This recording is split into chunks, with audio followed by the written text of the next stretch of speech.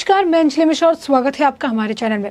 उत्तर प्रदेश में एक बार फिर से सत्ता में वापसी बीजेपी की हुई है और एक बार फिर से मुख्यमंत्री के तौर पर उत्तर प्रदेश में योगी आदित्यनाथ की वापसी होने वाली है और वो 25 मार्च को जो है शपथ ग्रहण समारोह भी है और एक बार फिर से मुख्यमंत्री के तौर पर वो शपथ लेने वाले हैं। लेकिन इससे पहले लगातार जब से बीजेपी सत्ता में वापसी की है तब से लगातार बुलडोजर का जो खौफ है वो अपराधियों में, बुलडोजर का जो खौफ है वो भूमाफियाओं में काफ़ी ज़्यादा देखने के लिए मिल रहा है। अभी आपने हाल ही फिलहाल में देखा होगा कि बुलडोजर के जरिए लगातार जो है कार्रवाई देखने के लिए मिल रही है और बुलडोजर का खौफ इतना ज़्यादा है कि जो आरोपी भागे भी हुए हैं, अगर उन्हें पता चल रहा है कि बुलडोजर उनके घर तक पहुंच गया है तो खुद आकर सरेंडर कर दे रहे हैं।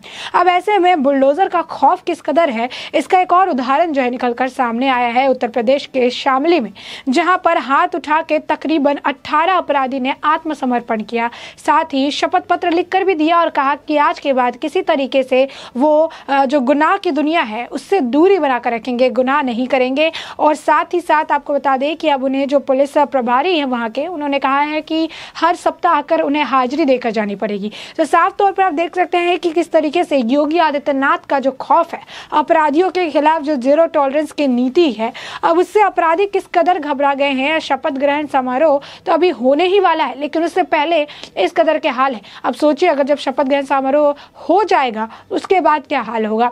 बीजेपी की वापसी करते ही एक नामचीन जो है बनारस में दिन दहाड़े एनकाउंटर में 2.5 लाख इनामी अपराधी भी मारा गया था और अब शामली में 18 जो अपराधी है वो हाथ उठाकर थाना पहुंचे। क्या है ये पूरा मामला, इसके बारे में हम आपको विस्तार से बता देते हैं। दरअसल उत्तर प्रदेश में चुनाव से पहले गुंडा बदमाशों की जो बेफिक्री दिखने के लिए लग रही थी, उन्हें लग रहा था कि शायद कुछ बदलाव है, एक बार फिर उनमें खौफ दिखाई दे रहा है। आपको बता दें कि एनकाउंटर का जो डर है अब उन्हें सताने लगा है और यही कारण है कि शामली के थाना भवन थाना क्षेत्र के गांव भैसानी इस्लामापुर के 7 गांव मसावी के साथ लुहारी के 4 बदमाश एक साथ हाथ ऊपर उठाकर थाने पहुंचे और पुलिस को शपथ पत्र देते हुए अपराध से तौबा कर ली। थाने आने से पूर्व सभी ने मिलकर गांव के पंचायत की जो है और निर्णय लिया कि अब से जो है वो अपराध नहीं करेंगे, मेहनत मजदूरी करेंगे। और इसके बाद ये सभी 18 जो बदमाश है ये सब हाथ उठाकर पुलिस के सामने उन्होंने समर्पण कर दिया, थाना पहुंचे थे। ये सभी जो है गौ तस्करी या फिर कभी न कभी गैंगस्टर रहे हुए हैं और इन सब मामले में आरोपित रहे हैं। थाना भवन थाना प्रभारी प्रेमवीर राणा ने बताया कि थाने में हिस्ट्री शीटर आदि बदमाशों की निगरानी रखी जाती है। थाना प्रभारी ने बताया कि आज 18 बदमाशों ने आत्मसमर्पण किया है और शपथ पत्र देकर अपराध न करने की बात भी कही है। इसके बाद सभी को छोड़ दिया गया है। हर सप्ताह उन्हें थाने में आकर हाजिरी लगानी पड़ेगी क्योंकि यही जो है इस हिसाब से यहाँ पर नियम कानून बनाए गए हैं। उत्तर प्रदेश में योगी सरकार की दोबारा वापसी के बाद से शामली में एनकाउंटर के डर से तकरीबन 18 अपराधियों ने आत्मसमर्पण कर दिया है, जो कि बड़ी खबर है। आप देख सकते हैं साफ तौर पर कि किस तरीके से बुलडोजर का खौफ देखने के लिए मिल रहा है।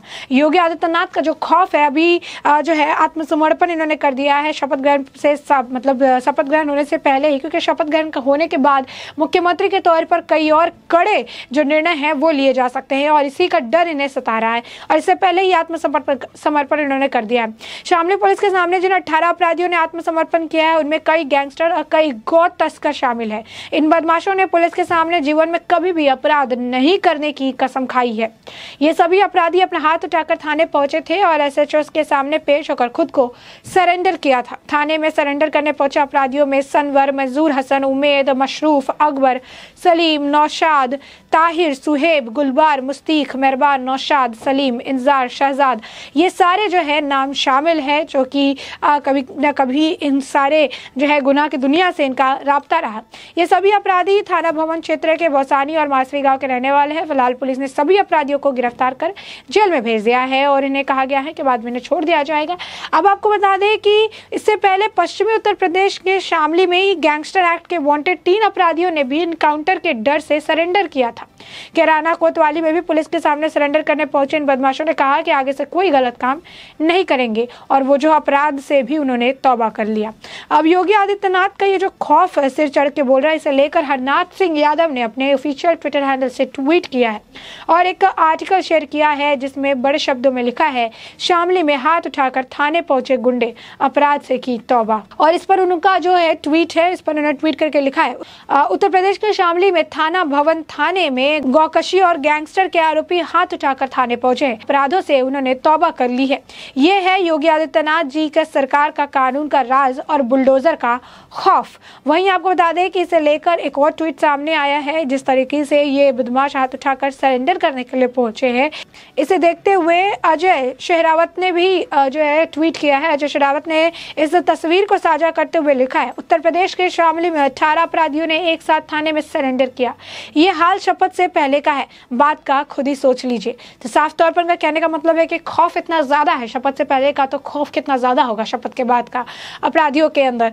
तो ये मामला देखने के लिए मिल रहा है। बता दें कि इससे पहले भी जो 3 अपराधी जो है उन्होंने खुद को एनकाउंटर के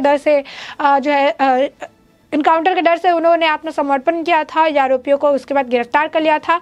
रिपोर्ट्स के मुताबिक फरवरी महीने में कैराना कोतवाली के विधायक नाहिद हसन, उनकी मां पूर्व सांसद तबस्सुम हसन सहित 40 लोगों के खिलाफ गैंगस्टर एक्ट के तहत मुकदमा दर्ज किया गया था। और इसी मामले में 3 वांटेड जो अपराधी थे उन्होंने भी पुलिस तलाश रही थी। और कोतवाली प्रभारी प्रेमवीर सिंह राणा ने बताया कि आरोपियों के खिलाफ बलवा, हत्या की साजिश सहित कई सारे मुकदमे दर्ज है। और तीनों आरोपी गुरुवार को गिड़गिड़ाते हुए कोतवाली पहुंचे और सरेंडर कर दिया।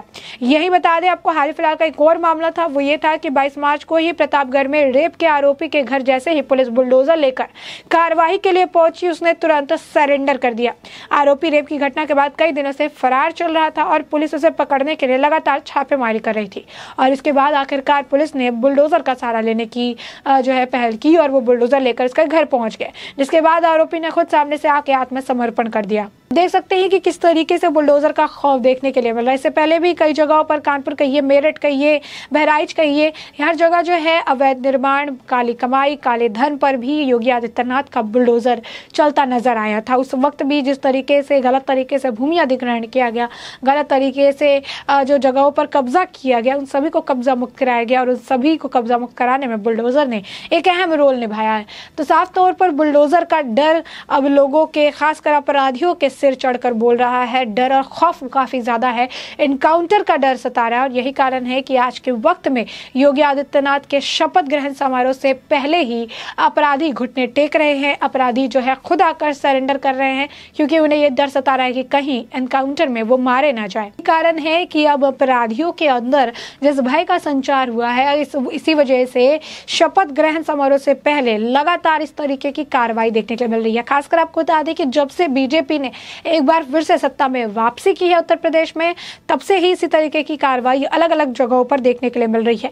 भूमाफियाओं के भूमि अधिग्रहण करने के मामले में देखने के लिए मिल रही है, गलत तरीके से काली कमाई का इस्तेमाल करके बिल्डिंग्स और जो अलग एक जो धन ग्रहण किया गया है, जिस तरीके से जो है सारे बिल्डिंग्स, अवैध फैक्ट्रीज बनाए गए हैं, उन निर्माणों पर भी बुलडोजर चल रहा है। तो इस तरीके से सरकारी जमीन पर भी जिन्होंने कब्जा करके रखा है, उनके ऊपर भी बुलडोजर चल रहा है। और कई सारे नामचीन अपराधी जो कि या तो फरार है या फिर एनकाउंटर में मारे गए हैं या फिर जो है उनके लेकर छापेमारी या उनको लेकर कार्रवाई जारी है, उन सभी के भी जो उनके जो काम है, उनके जो बिल्डिंग से उन्होंने बनाए अवैध तरीके से, उन्होंने जो फैक्ट्रीज खड़े किया अवैध तरीके से, उन्होंने जिस तरीके से अलग अलग जगहों का इस्तेमाल करके छोटे छोटे अपने ठेके बना के रखे हैं, उन सभी पर जो है लगातार कार्रवाई देखने के लिए मिल रही है। और यही कारण है कि एक बार फिर से सत्ता में वापसी करते ही योगी आदित्यनाथ जो है एक्शन मूड में आ चुके हैं। और इसे बता दें कि जब चुनाव का माहौल था तो उस वक्त भी योगी आदित्यनाथ ने यही कहा था कि बुलडोजर 10 मार्च तक सर्विसिंग के लिए गया है और 11 मार्च के से जो है बुलडोजर चलेगा। और साफ तौर पर यह बात चिट्टात होता हुआ भी नजर आ रहा है और 11